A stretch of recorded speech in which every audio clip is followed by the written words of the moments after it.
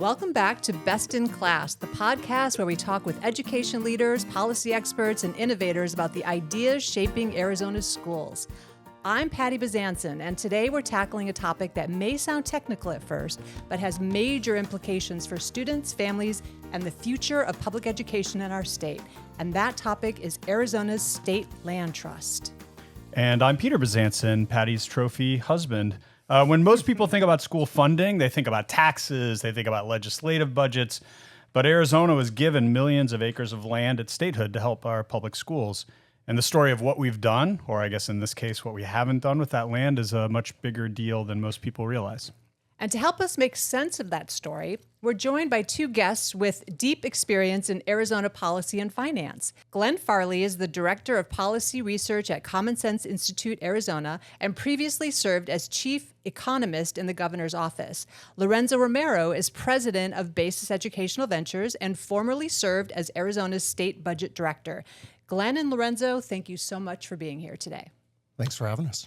Of course. So eventually I want to know about what it is to be a chief economist. That's a very highfalutin title. I like it. And how you got that job. Sure. And you're looking at Lorenzo, so There's somehow some history there. Sounds but like it, yeah. let's start with for the podcast.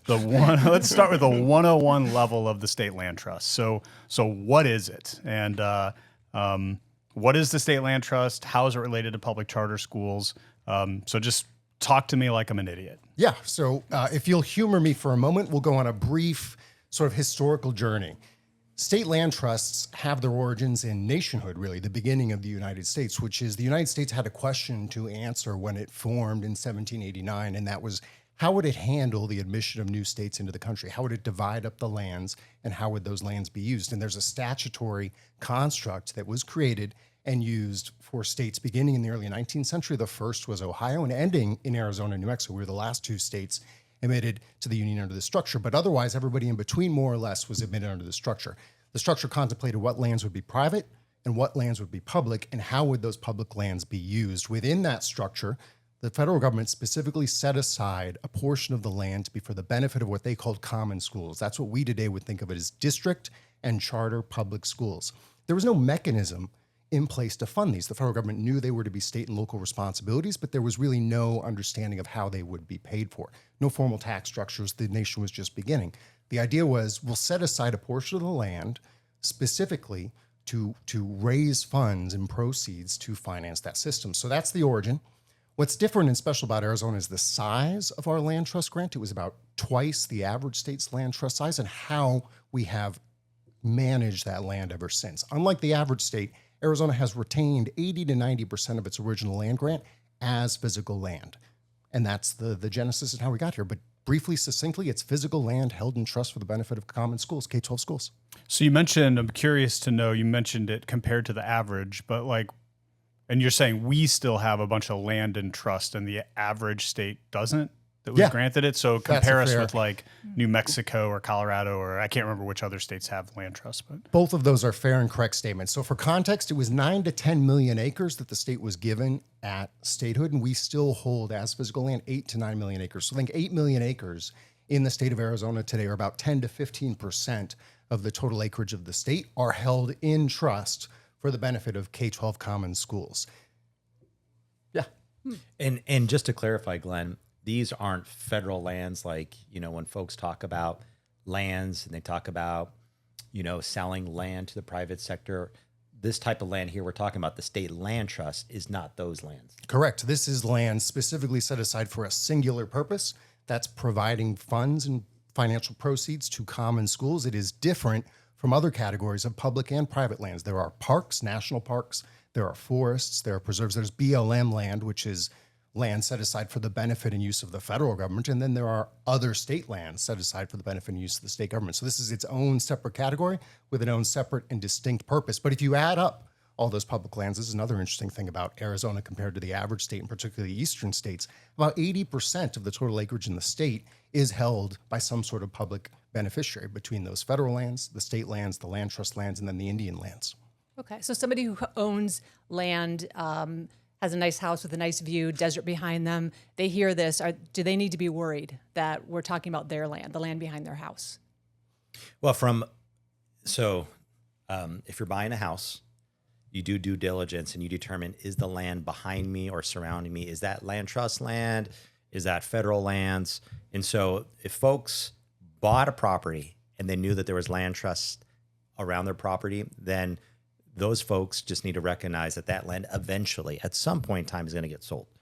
And that was the intention in 1912 when we put together the state and we entered into the union, was we were going to set aside these lands, and once they're sold, the proceeds of those lands are going to go into a trust account, and that's going to earn interest. And that interest funds K-12 education. And at the heart of all these discussions is, I think, two major concepts. One is, are we doing what we intended to do when we became a state and using this funding source to its capability? I think that's A. And two, by doing that, are we achieving economic development objectives for the state? And so Glenn and I teamed up to create this report with the Common Sense Institute. We issued it out in 2025 to in part answer these questions. And we wanted to put this out there to help answer the critical question is, are we funding our schools enough? And the enough has been a big question mark. And we actually took a step back further. And we asked the question, are we taking advantage of all the funding sources that exist in our state to fund K-12 education? Right. And clearly we're not with the land trust. It's been over 100 years. We've been given this 9 million acres of land. We've only sold 1 million. So inherently, that's what we want to get out of this report is, why is that the case and what's the action we need to take? But to answer your question, Patti, anybody who's bought property in this state, if they bought property adjacent to land trust, it's the intention, and it's in the Constitution, that is the intention to eventually use that land trust lands for the benefit of K-12 education. So Arizona is one of the lowest in the country for education funding. Mm-hmm. So why hasn't the state looked at this and said this is an obvious solution? Well, the state has, to be fair, and we haven't talked about it yet, but there's a parallel vehicle or device that lives alongside the state land trust, which the state calls the PLEDF, or the Permanent Land Endowment Trust Fund. So Lorenzo alluded to the possibility that you can sell or develop and dispose of these lands over time. That raises the question of what happens. Do we just hand those out as checks to the beneficiaries and it's spent and gone forever? And the answer is no. At statehood, they contemplated what to do in cases like that. In those cases, the proceeds are deposited not in a physical land account, but in a financial trust account called the PLEDF. And that financial trust account is able to make its own distributions to beneficiaries. One of the things that Governor Ducey discovered early on is the state was only distributing about 2.5% of that PLEDF to beneficiaries. The result of that is we were accumulating large amounts of fund balances within the fund. We were accumulating the balances much more quickly than we were distributing, and we were under distributing. The challenge he had was how to come up with a sizable funding source to substantially increase K-12 education. One of his first term goals was to substantially increase K-12 education. The general fund simply could not sustain that. They increased the distribution rate temporarily for 10 years to 6.5% specifically to accomplish that goal. So the answer to your question is the state has for decades at least been aware of the problem that we're underutilizing this resources and has looked at ways to more productively utilize those resources. But they've been focused, to my knowledge and experience, largely on the PLEDF, the financial account. We've largely allowed the land to sit undeveloped, underutilized, and the practical reality is it's producing very little value, about $50 million in value on 8+ million acres of land for common schools. Wow. So just to kind of put things into context, what is the per pupil amount, the amount that goes to a student that's being generated currently from this trust account that Glenn talks about? And it's between $300 and $400 per person. Let's compare that to like another state. Yeah. Let's compare it to New Mexico.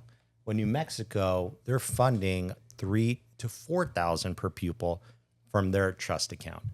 Now, why is that? What is the difference in driving that? There's a couple things. Natural resources is a big driver there. They have natural gas on their state lands. We don't. But also they have certain reforms and fiduciary reforms on how they intend to manage their trust that we do not have. So I think in trying to maximize how we use this land trust, it's a combination of what are the fiduciary responsibilities that we're holding the land commissioner to? how do we intend to use the land as an asset as opposed to just using it as a, a piggy bank? Open mixed-use space. Mixed-use effectively, space. is what they're using it for currently. That's right. And the other thing I would say is, what is our strategic plan in managing these lands? And we saw a lot of faults in answering all those questions with respect to Arizona. In respect to Arizona, we think the fiduciary responsibilities are weak. We think that the asset management, it's not a term. I think I would say that would be a definition of how the land department is managing the lands. I think they're more of a custodian of the lands as opposed to an asset manager. Yeah. And then the third thing, strategic planning, and you'll find, and something we found is, it's been many years since the land department has had a strategic plan and execute on the strategic plan. And that's not a pun to this governor or this administration. I think that's consistently been the case over the last 10 plus years or so. Right. So these are things that we identified in the report. One is like per pupil funding, very low. Why? Second is, well, are we taking advantage of all the resources to fund K-12? And clearly with the land trust, we're not. And then we ask the question, why again? And then in going through that analysis, we come to the points of we need to manage the land as an asset. We need to have a strategic plan. And we need to hold managers accountable. And perhaps we need to do that in our Constitution, which in fact, if you look at the Arizona State Constitution, there is no direct mention of a fiduciary duty that the land commissioner has in managing these millions and millions of acres. That seems irresponsible. Yeah, so there is a safeguard to it, and the safeguard is this essentially is a trust. So trust law does then manage that fiduciary relationship. But imagine this: you go and open a 401k with Vanguard. They have a responsibility of how they're going to manage your funds. And so we should have a more explicit responsibility put on our land commissioner and the managers of these lands to benefit K-12 education, including a strategic plan, including follow through. So those are some of the things that I think we can do to improve upon, just recognizing the constraints we currently have with our land trust. I want to get back to how much money we can get to K-12 education and what we need to do to get there. But before I get to that, I want to say what I think the process is back to you, and you tell me if I've got it right. So we've got this land that's owned by the beneficiary or owned by the state. No, beneficiaries. you really Owned by had the it correct. beneficiary. That's right. Owned by the state is the beneficiary. manager, the Common fiduciary schools being the responsible. vast majority of that beneficiary. There's some other beneficiaries as well. And that land is, I think of it like, when I think of land trust, the state land trust, I think of the area around Mayo Hospital and North Phoenix, North Scottsdale area, and Desert Ridge. That was all, I think, state land, Yeah, right? no, you are also correct. So I imagine land that kind of looks like that, that's near the metropolitan area. Not all of it, but much of it. Bunch of it, okay. And then we sell that land. Somebody sells the land, ideally a manager who has a fiduciary responsibility to the beneficiary, sells the land, and then the proceeds of that sale go into this pleft thing. Plaintiff, yep. The pletif, and then it sits there and is distributed based upon whatever law we statutory have. formula. Yeah. Yeah, So no, and that's exactly and correct. that was at 2% or something, and then it grew to 6 or 7% under Ducey. Hobbs wanted to or jacked it up or wanted to jack it up a little bit higher than that, and that's what then forms this roughly $300, $400 per pupil additional money, right? And so the more land we sell, the higher the pleft is, the higher the amount is. Sort of corpus, if you will. That could And be. then if we find the right amount to distribute from that, then that would be what would have this tremendous impact on K-12 funding. Do I have that right, Lars? You have it right. And I'll simplify it a little bit here. Imagine you have a 401k, all right? And you're putting money in your 401k, and that money put in your 401k, that's being invested in a bunch of funds, and that's earning interest. That's basically the PLEDF, the Permanent Land Endowment Trust Fund, and it sits at That's a Treasury. terrible acronym, by Yeah. the way. Yeah. Well, these are acronyms that were created over 100 years ago. Only in state government. Yeah, so It's we glorious. it's been around for a long Okay. time. So, it's our version in some way of a 401k, and we keep funding that 401k, but it only gets funded when we sell land, and the proceeds of the Permanently land dispose of land is the permanently technical term. dispose of land, and there's lease revenues too. Yeah. Because The we one can amendum lease. to your statement is there are other ways to generate revenues than just sales, but yes, predominantly it's sales. And then those monies get deposited into this fund, and that fund is invested, and that earns interest. And then so when distributions are made, there is a percentage, and it's 2.5% now. Yep. And so the way you get more money from this fund is you got to either play with the distribution rate, which is at 2.5%, or you sell more land. Those are your mechanisms if you're using the land trust to fund K-12 education. And it's back down to 2.5%. Correct. And it was at 7. It was at 6.9% because of Prop 123. And then correct. Yeah, it was. So talk about Prop 123 Yeah. and the state land trust, because I think people conflate that. intermingled the two? Yeah. How are they related? So they're related, separate, but different. So again, there are two sources of money for common schools, K-12 schools, associated with land. The first is lease revenue distributions from the physical land itself. We've glazed over those or glossed over those for most of this conversation. The reason for that is succinctly, it generates very little. Practically speaking, like Lorenzo said, there's no oil in the hills of rural Arizona. Practically speaking, the lease revenues come from grazing and mixed access rights, and it generates effectively no money for the beneficiary. So that leaves the PLETF as the dominant contributor, right? The PLETF historically and traditionally, like the physical land, was managed and distributed to beneficiaries very conservatively. It was not until really the late 1980s into the early 1990s that state policymakers were like, we're dropping the ball here. We were investing largely in sort of treasuries, public securities, things like that. Starting in the 80s, 90s, they started to get a little more aggressive with how they invested the PLETF. They got into financial instruments, private bonds, stocks and equities, things like that. That dramatically increased the rate of return that we were earning on that financial share of the asset. That dramatic increase meant the PLETF was growing very, very quickly. By the time that Governor Ducey was in office, 2015 to 2016, it was clear that those balances were growing, and they were growing sort of unsustainably. The distribution rate was so low and the return so high that the growth was just being deposited and sitting in a fund and then further compounding, but it wasn't really benefiting anyone. We weren't getting... Right. Well, our teachers are getting Right, paid. exactly. buttons, right. Peanuts, right. At the same time, we had a priority to dramatically increase funding for K-12 education. The general fund simply could not sustain that. Prop 123 was the connection of those two realities. A massive, untapped, underutilized pot of money in the state PLETF, coupled with the need to increase K-12 education, the solution sort of became self-evident at the point. Increase dramatically the distribution rate from 2.5% to 6.9%, do it for 10 years, and use that to finance an increase in K-12 funding. So that's Prop 123, that's the connection. But the key point is all of this so far has focused on the PLETF, the financial trust, which, we mentioned this at the beginning, accounts for just 10% roughly of the total asset. 90% of the 1912 statehood asset remains physical land, which isn't touched by the distribution rate, wasn't touched by Prop 123, hasn't benefited from the more aggressive treatment of our financial investment.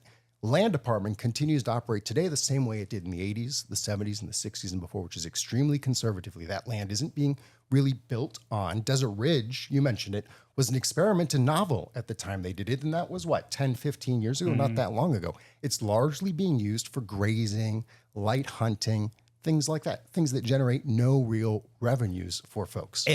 And by the way, I think, just from a holistic standpoint, you can have all those other uses you just mentioned, whether it's grazing or hunting. It's just a matter of setting a strategic plan and executing on a strategic plan of like how we're going to develop this asset or leverage the asset.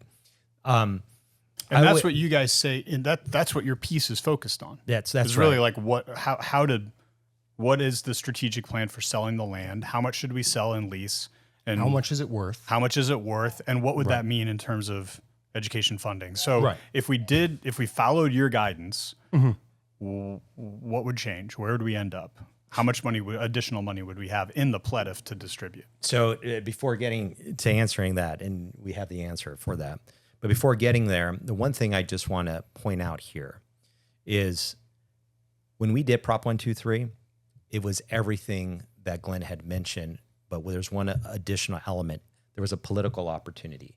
And with any of these things and getting a change to occur, it has to be about a political opportunity to take advantage of. And at that point in time, there was a long-term inflation lawsuit. And that inflation lawsuit was settled with Prop 123. Because people might ask, hey, Prop 123 expired. Why aren't we renewing it? The political opportunity doesn't necessarily exist in the same way it did over 10 years ago. So that's a big reason.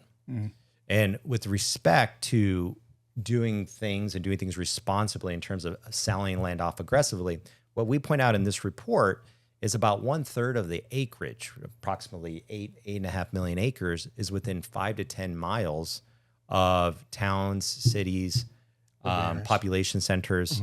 And we ran an analytic, and Glenn did this in the report. If we were to sell that off like responsibly, not a fire sale, because that wouldn't be meeting a fiduciary duty that we have. And I say we, it's more of a collective we for the state in managing these lands as an asset. But if there were opportunities to sell it off, let's say 1/3 of it over the next decade, we can see significant improvements in K-12 funding without raising taxes or fees, and also balancing the priorities that exist throughout the state. But Glenn, you have some of the numbers. Yeah. And to answer that question precisely, you have to know something about the asset that you're selling. Specifically, you have to know how much it's worth. That's going to determine how much is going to be generated from the sales and deposited in the PLEDF. And then we can make reasonably informed assumptions about how quickly that will grow and what the distribution formulas will yield. That part's easy. The hard part is valuing the land. This is not, a zoned, ready to market and sell commercial or residential plot in an urban part of Arizona. This is 8 million acres across the state. So our first challenge was, how do we value the land in the first place? And one place you might go is, well, the lease revenues, how much money does the land generate currently? That's a good proxy for what the underlying land itself is worth. The problem we ran into right away is the lease revenues were so low that we got implausible valuations. You got valuations of like $1 or 50 cents per acre. And so that was implausibly low given what we know about acreage in the state. But we tried to come up with some more aggressive assumptions. We tried to model what land might actually be marketable, to Lorenzo's point. Some of it is in sort of rural Arizona, has no connections to roads, water, power, other infrastructure. But even accounting for maybe 1/3 of it might be within that 5 to 10 miles, and maybe 1/3 of that, 1/3 of the third might be developable. We estimated that you could generate somewhere between $10 and $15 billion from sales, deposit that in the PLEDF, and allow it to grow. It takes time for that growth to turn into increased distributions for the beneficiaries. It won't occur overnight. But one way to look at this is what might have been if we had done this 100 years ago and allowed it to appreciate over the last 100 years. And the short answer is somewhere between 3 and 5 times more would be distributed to the beneficiaries today annually than is. So instead of generating maybe $150 million per year for the beneficiaries, we might generate something more like $450 or $500 million per year for the beneficiaries. And for context, those kinds of annual distributions are what we achieved with Prop 123, meaning Prop 123 never would have been necessary, hypothetically, had the land trust grown in this fashion. We likely never would have had the recession-related reductions to K-12 education that led to the lawsuit in the first place. So all of that potentially might have been staved off had the state better utilize this asset in the first place. And that in that approach that Glenn just described is very conservative, because Glenn is just looking at it from the standpoint of what can we do with the land trust. But if you think about it, if you're selling off land and that land's being developed and it's owned by the private sector, then that's generating sales taxes. There's income tax that's getting collected as well. There's property taxes. So this is a compounding effect that will benefit greatly K-12 education. But what also is really critical here, and something we haven't covered yet, and people in education would prefer to have their funding source be protected. The more activity we get out of the land trust, these are protected dollars. These are dollars subject to annual appropriation. So it's another great benefit if we can seize the opportunity within the land trust. Then educators and folks that work in staffing or in transportation, they get protected funding sources. And that is another major benefit of working through the land trust to maximize on this opportunity. I think working backwards, I want to figure out whether, and then maybe turn it over to Patti to ask some questions about how we get there from here, from a voting standpoint or a voter standpoint or a constitutional standpoint or something. But I feel like in our experience of managing schools in Arizona, managing schools in Texas and Louisiana, Washington, D.C., I mean, in D.C. we get $23,000 per pupil. And obviously the cost of living is higher there, but it's not 3 times, right? And in Baton Rouge, where the cost of living is cheaper than Phoenix and Flagstaff and Tucson, we get significantly more money per pupil. I've always felt like the amount of money needed for public charter schools in Arizona to be able to pay teachers enough to make working as a teacher in a public school in Arizona as attractive as it is in DC, Louisiana, and so on. It's probably somewhere in the neighborhood of another $3,000 per pupil. So if we were to increase from where we are today and add another $3,000 per pupil, that would probably get Arizona into the maybe middle 50% in terms of school funding. That would be world changing for us. Absolutely. Can we get there? Is that a reasonable? Can we get there with permanent school with the land trust reform? Yeah. Yes, we can. I mean, I think when you factor in a land trust reform and just get more distributions from the land trust because you have more proceeds being deposited into that trust account, that's going to be one part of the solution. The second part of the solution is going to be just the economic development and the tax collection from that, whether it's property taxes, sales taxes, and income taxes. It's definitely achievable. And I also think it's preferable because it's protected. The land trust distributions are protected. So let me give you an example. You're a teacher and you are in New York and you're considering moving to Arizona and you're doing your due diligence and you find that the per pupil funding is not protected. You're making a decision, right? And we're trying to attract some of the best teachers in the country to come to Arizona. Are you going to like the fact that the funding source is protected or it's volatile? So it's just part of the marketability of getting talent into this marketplace when they know that they can count on that check and potential increases moving forward. The other thing too, which is really a policy question, Peter brings up a number, 3,000. Perfectly good number. Policymakers, and this is kind of a separate issue, policymakers are going to challenge that number. And policymakers, as you hear it, Glenn, and we've heard it around the table, they like to target dollars. Mm-hmm. And so, that 3,000, does that then get dedicated just for teacher pay? Mm-hmm. Or is that spread out? Or is it attached to performance? So whenever we mention, this is kind of tangential to the conversation, but whenever we mention numbers, you get a lot more questions of how that number gets divvied up. Now with the land trust, it's all formulaic. Yeah. It just goes into a pot and distributed. Yeah. So there's a couple interesting, pieces to this conversation when you bring up the 3,000 and where that goes. Like with Prop 123 for some of the varying Prop 123 renewal candidates, if you will, that have yet to see the light of day. I know, I don't know if it was written out, but at least verbally, it was all of that money is going to go to teacher salaries. And that would be compelling to the voters. If this money, we increase the distribution back to 7%, it all goes to teacher salaries. At this point, that's exactly where I think any school operator wants to put that money is to teacher salaries, because we need to increase the level of talent and keep retaining our talent. So I wouldn't have any problem with that as an operator. But of course, it's always better to not have strings on the money, because people get confused with charter schools and how the quote higher level of administrative expenses in charter schools versus district schools, because we have building payments we have to make. There's a bunch more that goes into that administrative bucket in a charter school than does in a traditional public school.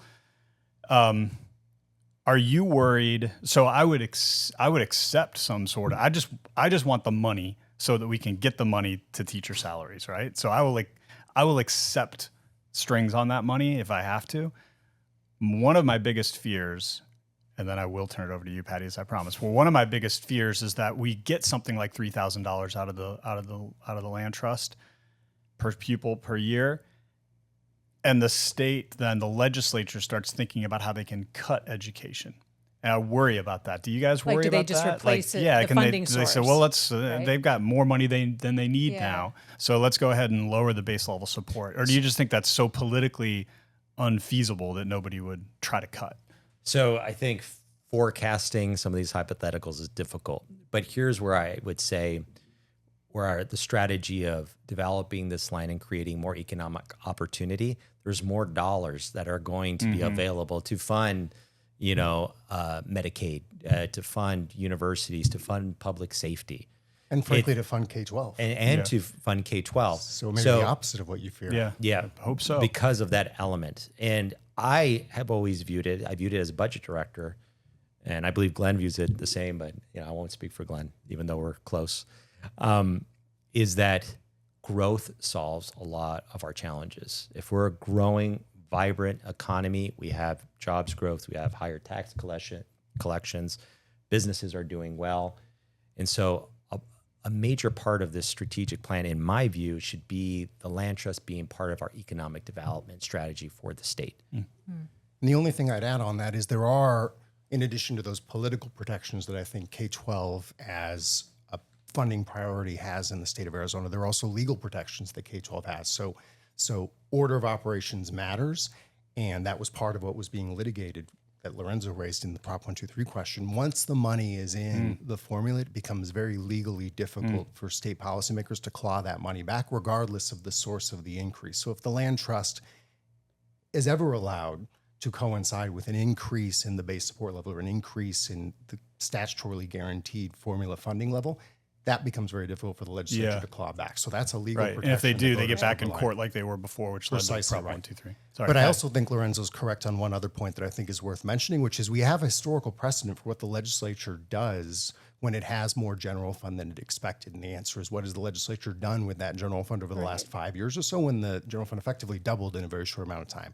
And the answer is increased K-12 education. A significant amount of that unexpected surplus went into K-12 education. In fact, it's that fact, I think, that is part of why we allowed Prop 123 to almost quietly sunset. The answer is the general fund is in a very different place, and general fund K-12 funding is much higher today than it was even 5 years ago, let alone 10 years ago.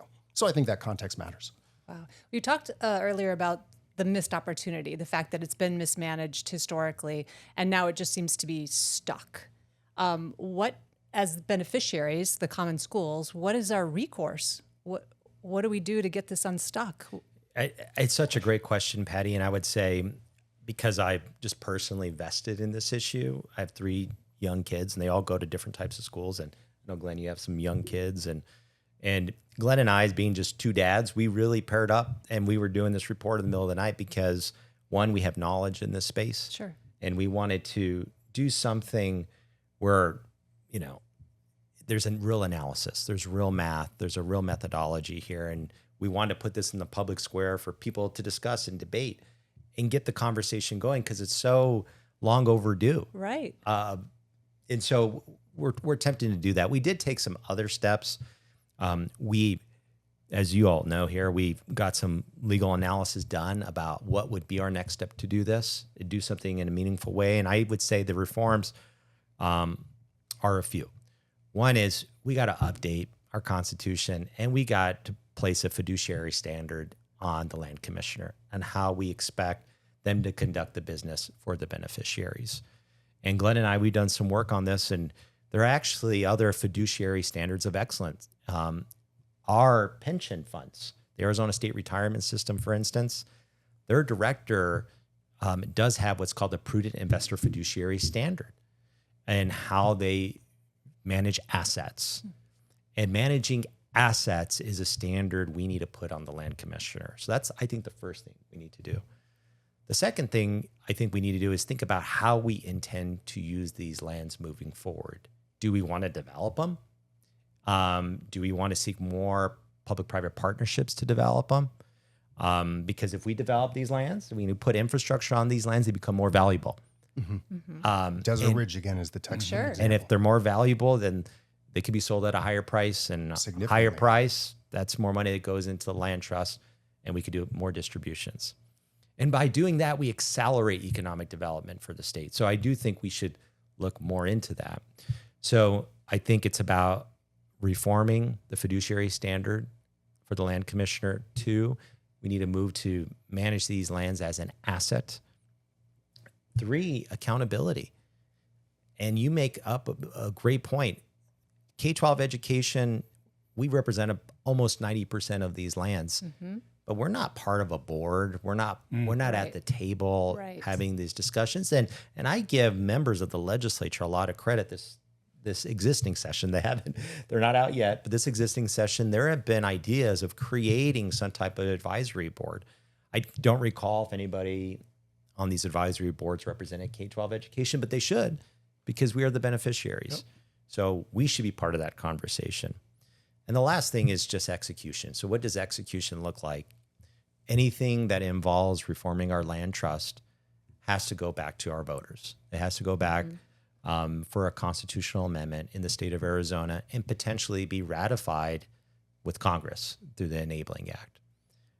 Now, those are some hard lifts, but look, we're talking about 8 million acres here. If you think about 8 million acres, that's the size of the entire state of Maryland. In the entire state of Maryland, the GDP is 500 million. So if we just take a third of a third, Glenn, we're looking at 80 to 100 million in economic activity. Wow, yeah. And we've done this before with Prop 123. We know there was a political opportunity, and like I've always said, political opportunities could create opportunities to benefit the future of the state because there's a pathway to take action. And so we would have to create that political opportunity and seize it.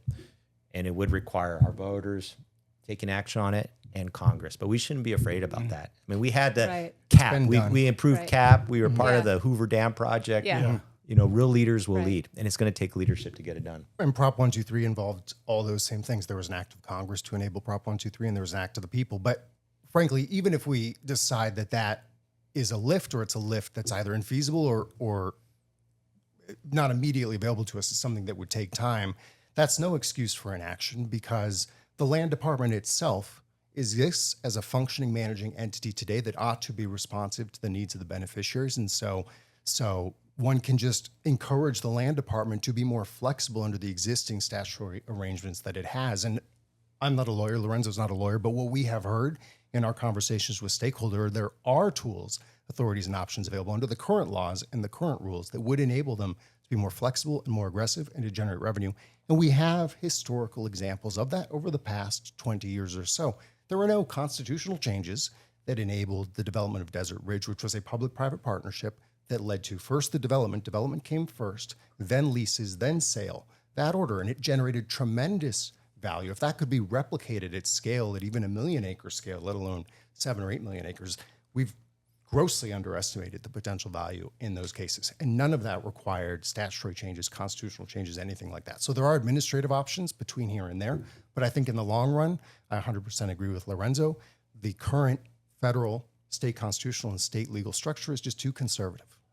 So if you're a parent listening to this, or you're a teacher listening to this, you touched on this a little bit, but why do you care from that perspective about this situation, and why, and how do we activate them so they get more involved in this and start forcing some change? And we've taken big steps to do that. And that's putting the issue out in the public square and putting it out with some rigor. So Glenn and I and the Common Sense Institute, we worked on this issue for almost a year to quantify it, to qualify it. We got legal advice from Snell and Wilmer. We have a legal memo on how to do this. And now we're doing the circuit. That's why we're here today on the podcast, to talk about this issue. And I think this is going to be something that Glenn and I and us as leaders for BASIS will continue to advocate for. But we're going to have to grow a coalition and get behind it. And by the way, this issue is bigger than K-12 education. We have an asset that we're not utilizing to benefit Arizona. Like when we talk about affordable housing, we talk about housing supply, this could help solve it. We talk about economic development and bringing businesses here at the state of Arizona, we have opportunity here. We talk about using the land as an asset. Potentially we can monetize that in a way where we can bring dollars forward so we can develop infrastructure. Water is a massive issue in this state. We don't have money to finance the water, at least in a meaningful, way. This could help solve that issue. So there's a number of things that the land trust can do to help solve the biggest issues in Arizona, including K-12 education funding. So it's about educating people on this issue. That's why we have the report. We're doing some media spots on it. But this is really just the start of our work. Is the next step here to activate these parents that Patty's talking about to get a ballot initiative? And does that come because we need a constitutional amendment, right? So what's the process for that? Sure. And what's the first step towards it? So there's two ways to get something on the ballot. You can do it via initiative, which you would have to get signatures, and that's completely outside the legislative process. Or we can have a ballot referral where the legislature refers something to the ballot. Our work here in this report, as you can see, was issued in November. There's just not enough time with the legislative session starting January to do something like this. Mm-hmm. Now, could it be something come 2028? Absolutely. So I think our opportunity now is to educate, answer a lot of questions, refine, and come with the proposal where we have a coalition that supports it to potentially doing something then. Here's what to me is really sad about that answer, or disturbing or depressing or something. 2028. $3,000 per pupil is rounded, but it doesn't come from nowhere. I can show you that if we had $3,000 per pupil and we could get that into teacher salaries, that would fundamentally change the academic outcomes in this state, fundamentally change our ability to hire excellent talent, et cetera, et cetera. That number obviously increases every year because of inflation, but it's a need today. Right. And so not only do we have to get this all done through the constitutional amendment, but then even after that, it takes some time to sell the land and some time to build this value and some time to distribute. So it's going to take, God, I don't remember from your report, but I remember it being a number of years to get. It's not overnight. Right. And so is there something that can be about? done quickly? Can we, and I know it's irresponsible to blow the distribution number up to 15% or something like that, but can we increase it in the short term and then decrease it over time? Is there some way that we could get to some number like $3,000 per pupil coming out of the pleft as early as possible? How do we achieve that? So I think the realistic answer is going to be very difficult to do something in a meaningful way and do it quick, because there's the political opportunity for Prop 123 has been fading. Yeah. You just saw it with this budget. There's a budget that looks like has been agreed to at the legislature. I believe they're planning on voting that out tomorrow. Prop 123 reauthorization is not in that. Mm-hmm. They're still discussing that, but they've been discussing that now for 2 years. And so the best opportunity to accomplish just something that you're talking about, maybe not the scale you're talking about, but something to add to it, would be through the Prop 123 renewal. And as we said today, I just don't think that's likely. And so what could be possible and what do we have to be working on? I think every day we need to be working on communicating this issue that you're describing about the need to fund K-12 education. I think you'll have a lot of people asking you questions at what level and what are the attachments, because that will be the question at the legislature. Sure. And I think we have to do that. Yeah, we have to have answers for those questions. Yeah. But we also need to have long-term reforms with a strategic plan. Yeah. And this is what that solves. But in the short term, what we want to activate parents to do would be to support a constitutional amendment related to land trust reform and simultaneously support some sort of renewal of Prop 123. Those are the kind of the two things that we go to our networks and our friends and say, when you're considering voting for someone, ask them those questions. Where do they stand on Prop 123? Where do they stand on land trust reform? I think that's right to meet the objectives of putting more money in K-12 education. But the Prop 123 decision might not be a decision we have, because there's been no agreement to release that from the legislature at this point in time. And the clock's ticking. We're in June. I believe we would have to have this done by at least next month. And to make the November ballot? Yeah. Oh, yeah. I think the feasibility of making the November ballot is closing rapidly. And there's no ballot initiative kicking around for signatures right now. There is not one, right? For 123. That's right. Now. They're the ones on the ESA reform ones, but nothing on Prop 123. That's correct. Okay. Yeah. Wow. So if the next possible time to get this on the ballot, let's say we actually were able to get something going make it happen, vote yes, let's make change. How soon would we start to see the effects of that, and how long would it take for it to be fully realized? Well, that's a great question. I think you'll see benefits pretty immediate, Okay. but the larger game-changing events, it's going to be 5 to 10 years. What would that look like? Potentially, What would the immediate look like, and then what would we see over 5 to 10 years? it would depend on how much you sell. Okay. I think is going to be the answer to that question. But I think if you look at the analysis that we're talking about with Glenn, and you did it over a decade, then you can see these distributions doubling. Wow. Wow. So who's opposed to this? Who's opposed to state land trust that's reform? a good question. Thanks, that's Patti. A good question. Because it seems like a no-brainer, right? Right. I mean, we can get more money into education. It's happening slower than I'd like it to, but whatever. We get more money into education without raising taxes. Well, I think Patti alluded to the problem at the beginning of this conversation, which is whatever the intent was in 1912 when these were lands were set aside, the practical reality is for a citizen of Arizona today, they don't differentiate, I don't think, between the state land trust, state parks, national forests, BLM land. All of these, from the perspective of the typical citizen, are just open, undeveloped lands that are for my private use and private benefit, whether it's views, whether it's recreational use on the weekends, things like that. Changing that status quo is disruptive and scary, especially when folks don't disentangle them. If you see them all as one common bucket of public lands for public use, then losing that becomes a loss. That, I think, is your primary. And then the political rallying challenge. cry is they're trying to sell the Grand Canyon for the school. Precisely. Right. And that's why I think disentangling them is key, but Yeah. hard to do because of 100 years of inertia. Yeah. Wow. So like on the one thing I was thinking of is like, that's not state land trust, right? So I mean, I'm pointing for those of you listening online to a picture of beautiful mountains on the front of their paper. So that's one of the education campaigns has got to be when you're thinking of those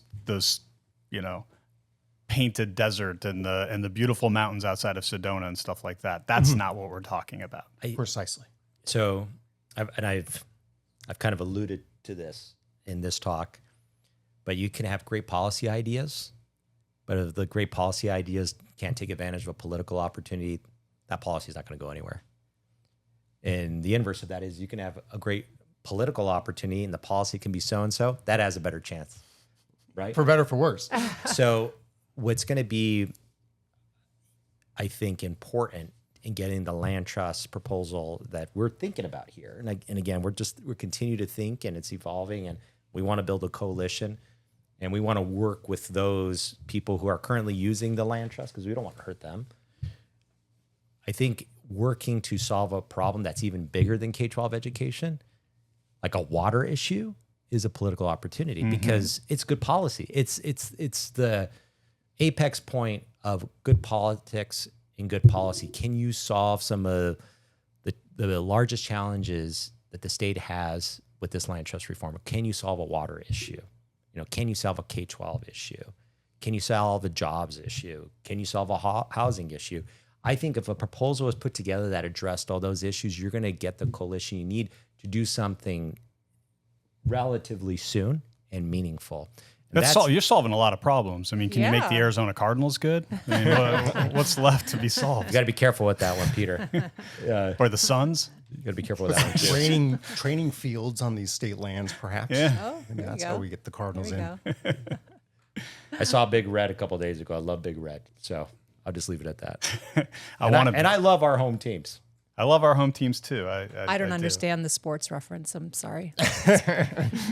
So this has been great. As we close, let me just ask. I'll ask you one kind of final thought, and you've probably hinted at this, so I probably know what you're going to say. But what is one misconception that the public has about the land trust that you wish or that you hope that you've demystified in your report, or think we should demystify?